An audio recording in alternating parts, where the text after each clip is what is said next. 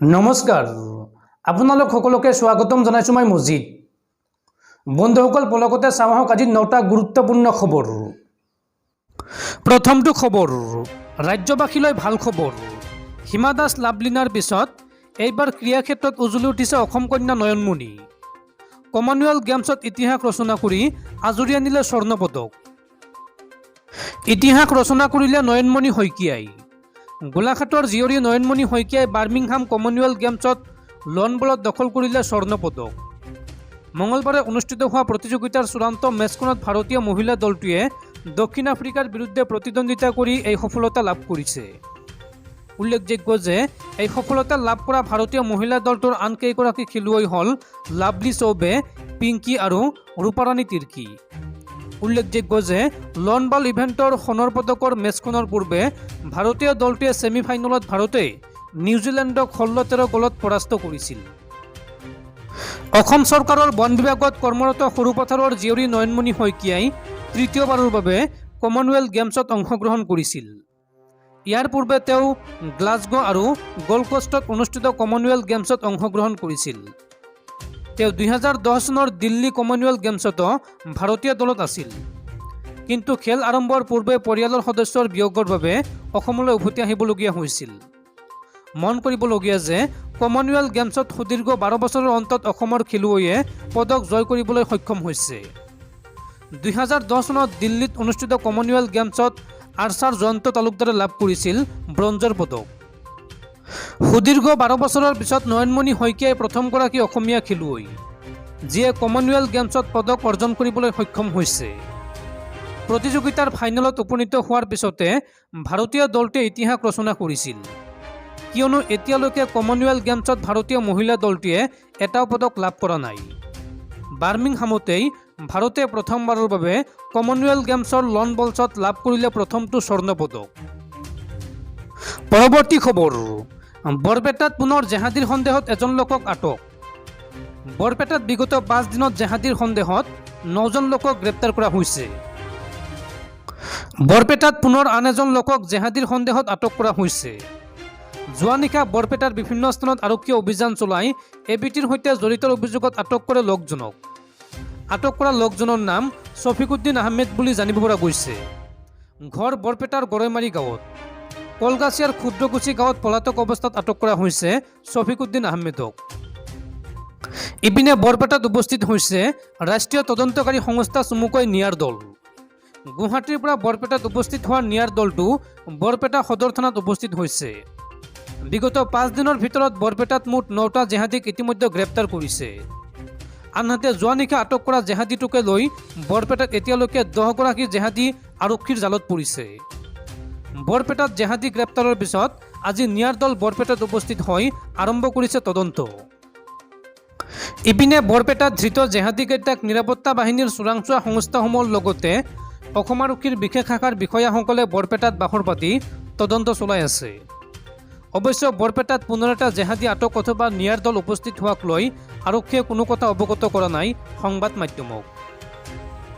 পৰৱৰ্তী খবৰ সৌদ অসম ছাত্ৰ সন্থা আৰু অসম সাহিত্য সভাই বিৰোধিতা কৰিলেও 3য় শ্ৰেণীৰ পৰা ব্যৱহৃত হ'ব ইংৰাজী মাধ্যম।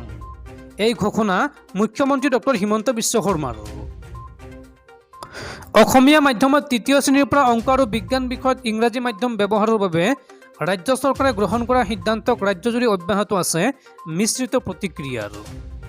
সৌদ অসম ছাত্ৰ সন্থা, অসম সাহিত্য সভা, বড়ো সাহিত্য সভাকে ধৰি বিভিন্ন দল সংগঠন আৰু অনুষ্ঠান প্ৰতিষ্ঠানে ইতিমধ্যে ৰাজ্য চৰকাৰৰ এই সিদ্ধান্তৰ বিৰোধিতা কৰিছে। অসম কেবিনেটৰ সিদ্ধান্তই অসমীয়া তথা অসমত প্ৰচলিত আন জনগোষ্ঠীয় ভাষালৈ বিপদ মাতি আনিব বুলি সজোৰে মন্তব্য কৰিছে বিভিন্নজনে। কিন্তু তাৰ পিছতো নিজৰ সিদ্ধান্তত অটল অসম চৰকাৰ। সংবাদ মাধ্যমৰ সন্মুখত সেয়াই স্পষ্ট কৰি দিলে মুখ্যমন্ত্ৰী হিমন্ত বিশ্ব শৰ্মাই।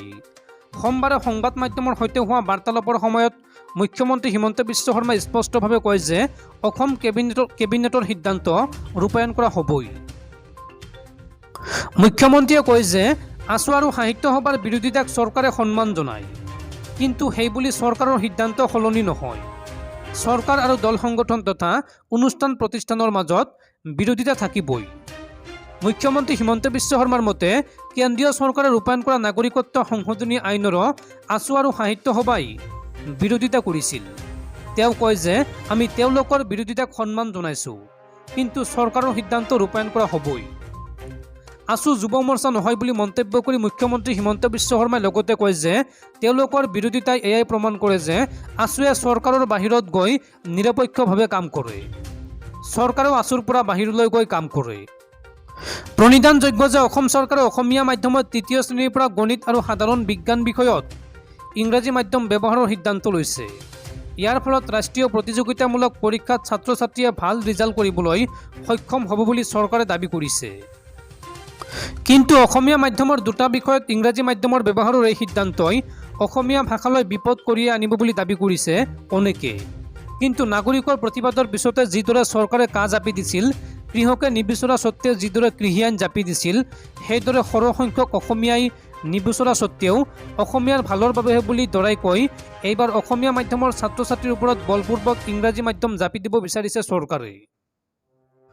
বন্ধুসকল, তাৰপিছৰ 4 নম্বৰ খবৰটো জনোৱাৰ আগতে আপোনালৈ এটা সৰু ৰিকুৱেষ্ট, যদি এতিয়ালৈকে এইটো ভিডিঅ'ত লাইক কৰা নাই তেন্তে প্লিজ এটা লাইক কৰি দিয়ক আৰু এনেকুৱা ধৰণৰ নতুন নতুন ভিডিঅ' পাবলৈ চেনেলটো ছাবস্ক্ৰাইব কৰি কাষত থকা বেল আইকনটো প্ৰেছ কৰি ৰাখক।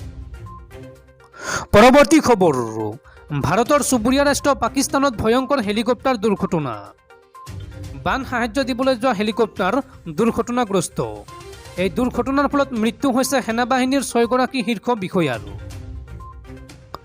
বান সাহায্য দিবলৈ গৈ দুৰ্ঘটনাগ্ৰস্ত হয় পাকিস্তানী সেনাৰ হেলিকপ্টাৰ। বেলুচিস্তানৰ লাচাবেলা অঞ্চলত দুৰ্ঘটনাগ্ৰস্ত হৈ পাকিস্তানৰ কুৱেটা কৰ্পৰ লেফটেনেণ্ট কামাণ্ডাৰ সৰফৰাজকে ধৰি 6জন পাকিস্তানী সেনাৰ মৃত্যু হয়। পাকিস্তানৰ বেলুচিস্তানৰ 29খন জিলাত ধাৰাসাৰ বৰষুণৰ ফলত এতিয়া বানে সংহাৰী ৰূপ ধাৰণ কৰিছে। সেই বান বিধ্বস্ত অঞ্চলসমূহত সাহায্য দিবলৈ গৈছিল পাকিস্তানী সেনাৰ দলটো। স্থানীয় আৰক্ষীয়ে এই সন্দৰ্ভত জানিবলৈ দিয়ে যে চাচি পান্নু নামৰ পাহাৰীয়া অঞ্চলত এই দুৰ্ঘটনাটো সংঘটিত হৈছে। সেই সময়ত এয়াৰ ট্ৰেফিক কণ্ট্ৰল চমুকৈ ATCৰ সৈতে সংযোগ বিচ্ছিন্ন হৈছিল পাকিস্তানী হেলিকপ্টাৰখনৰ। তথ্য অনুসৰি বেলুচিস্তানৰ সেনাই ঘটনা সন্দৰ্ভত কোনো ধৰণৰ মন্তব্য কৰা নাই। প্ৰাথমিক তথ্য অনুসৰি বেলুচিস্তানৰ বিদ্ৰোহীসকলে হেলিকপ্টাৰখনত গুলীবৰ্ষণ কৰিছিল বুলি উল্লেখ কৰা হৈছিল যদিও সঠিক তথ্যৰ বাবে বৰ্তমানেও তদন্ত অব্যাহত আছে। পৰৱৰ্তী খবৰ, দেশবাসীলৈ ভাল খবৰ। অক্টোবৰৰ পৰা দেশত আৰম্ভ হ'ব 5G ইণ্টাৰনেট সেৱা। অক্টোবৰ মাহৰ পৰা দেশত আৰম্ভ হ'ব 5G ইণ্টাৰনেট সেৱা। 5G স্পেক্ট্ৰামৰ বাবে সৰ্বাধিক নিবিদা লাভ কৰি এই ইংগিত দিলে দেশৰ সবাতোকৈ ধনাঢ্য ব্যক্তি মুকেশ আম্বানীয়ে। কেন্দ্ৰীয় টেলিকম মন্ত্ৰী অশ্বিনী বৈষ্ণৱে প্ৰকাশ কৰা মতে মুকেশ আম্বানীৰ কোম্পানী ৰিলায়েন্স জিঅ'ই 5G স্পেক্ট্ৰামৰ বাবে লাভ কৰিছে 88,078 কোটি টকাৰ নিবিদা। কেন্দ্ৰীয় চৰকাৰে এক বিবৃতিত সদৰি কৰা মতে যোৱা 26 জুলাইৰ পৰা 5G স্পেক্ট্ৰামৰ নিলাম প্ৰক্ৰিয়া আৰম্ভ হৈছিল আৰু মুঠ 10টা বেণ্ডত 72,098 মেগাহাৰ্টজ স্পেক্ট্ৰাম নিলাম কৰা হয়। ইয়াৰ ভিতৰত 71% ইতিমধ্যে বিক্ৰী কৰা হৈছে। টেলিকম মন্ত্ৰালয়ে লগতে জানিবলৈ দিয়া মতে নিলামৰ প্ৰথম দিনাই 1.45 লাখ কোটি টকা স্পেক্ট্ৰাম নিলাম কৰা হৈছিল। সোমবাৰে 40 ৰাউণ্ডৰ নিলামৰ পিছত স্পেক্ট্ৰাম আবণ্টনৰ প্ৰক্ৰিয়া সম্পূৰ্ণ হয়। কেন্দ্ৰীয় চৰকাৰৰ লগতে জনোৱা মতে এই নিলামত 1.5 লাখ কোটি টকাৰ স্পেক্ট্ৰাম বিক্ৰী কৰা হৈছে। ইয়াৰ ভিতৰত ৰিলায়েন্সে বিভিন্ন বেণ্ডত 700 মেগাহাৰ্টজ স্পেক্ট্ৰাম ক্ৰয় কৰিছে। প্ৰণিধানযোগ্য যে এই স্পেক্ট্ৰামৰ সহায়ত 6 পৰা 10 কিলোমিটাৰ পৰ্যন্ত সংকেত লাভ কৰিব পাৰি। ৰিলায়েন্স জিঅ'ৰ উপৰিও ভাৰতী এয়াৰটেলে 43,084 কোটি টকাৰ স্পেক্ট্ৰাম ক্ৰয় কৰিছে।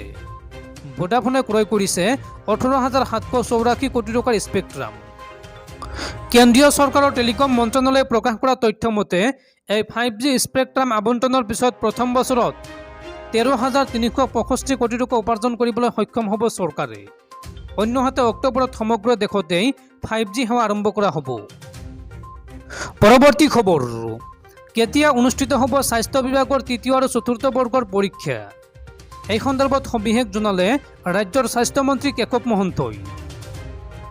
ৰাজ্যৰ বান পৰিস্থিতিৰ বাবে স্থগিত হৈ থকা স্বাস্থ্য বিভাগৰ 3য় আৰু 4ৰ্থ বৰ্গৰ চাকৰিৰ পৰীক্ষাৰ দিন সন্দৰ্ভত গুৰুত্বপূৰ্ণ মন্তব্য প্ৰকাশ কৰিছে ৰাজ্যৰ স্বাস্থ্যমন্ত্ৰী কেশৱ মহন্তই। মঙলবাৰে সংবাদ মাধ্যমৰ সৈতে বাৰ্তালাপ কৰি স্বাস্থ্যমন্ত্ৰী কেশৱ মহন্তই কয় যে অহা ছেপ্টেম্বৰ মাহৰ 4 তাৰিখে অনুষ্ঠিত হ'ব স্বাস্থ্য বিভাগৰ 4ৰ্থ বৰ্গৰ লিখিত পৰীক্ষা। আনহাতে 4ৰ্থ বৰ্গৰ পৰীক্ষাৰ পিছতেই ছেপ্টেম্বৰৰ শেষৰ ফালে 3য় বৰ্গৰ পৰীক্ষা অনুষ্ঠিত কৰা সন্দৰ্ভত আলোচনা চলি আছে বুলি জানিবলৈ দিয়ে স্বাস্থ্যমন্ত্ৰী কেশৱ মহন্তই। তেওঁ কয় যে বাৰিষাৰ বাবে ৰাজ্যৰ বহু পৰীক্ষাৰ দিন পিছুৱাবলগীয়া হৈছিল, সেয়েহে এতিয়া বহু পৰীক্ষাৰ দিন জিলাসমূহৰ পৰা লাভ কৰা হোৱা নাই। 4ৰ্থ বৰ্গৰ পৰীক্ষাৰ পিছতেই 3য় বৰ্গৰ পৰীক্ষা অনুষ্ঠিত হ'ব। পৰৱৰ্তী খবৰ, অৰুণোদয় মাইক্ৰ' ফাইনেন্সৰ টকা দিব পৰা চৰকাৰে জাতীয় পতাকা কিয় বিনামূলীয়াকৈ দিব নোৱাৰে, এইবুলি চৰকাৰক কটাক্ষ TMC অসমৰ সভাপতি ৰিপুণ বৰাৰ। ঘৰে ঘৰে জাতীয় পতাকা উত্তোলনৰ বাবে জনোৱা আহ্বানক লৈ প্ৰতিক্ৰিয়া প্ৰকাশ অসম তৃণমূল কংগ্ৰেছৰ সভাপতি ৰিপুণ বৰাৰ।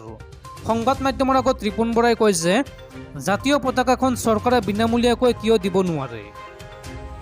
অৰুণোদয় মাইক্ৰ' ফাইনেন্সৰ টকা দিব পৰা চৰকাৰে ৰাইজক জাতীয় পতাকা কিয় দিব নোৱাৰে, এই প্ৰশ্ন উত্থাপন কৰে ৰিপুণ বৰাই। অসমৰ প্ৰত্যেক ঘৰ মানুহক বিনামূলীয়াকৈ পতাকা দিবলৈ দাবী জনাই অসম তৃণমূল কংগ্ৰেছে। ৰিপুণ বৰাই কয় যে চৰকাৰে স্বাধীনতাৰ অমৃত মহোৎসৱ পালন কৰিব ওলাইছে যদিও ৰাইজে কিন্তু 2014 চনৰ পৰা অমৃত পান কৰিব পৰা নাই, বিষহে পান কৰিছে। অত্যাৱশ্যকীয় সামগ্ৰীৰ অত্যাধিক মূল্য বৃদ্ধিয়ে জ্বলাকলা খুৱাইছে ৰাইজক। ৰিজাৰ্ভ বেংকৰ তথ্য অনুযায়ী ভাৰতবৰ্ষত জনমূৰি আয় কমিছে, এই মন্তব্য কৰে TMC অসমৰ সভাপতি ৰিপুণ বৰাই।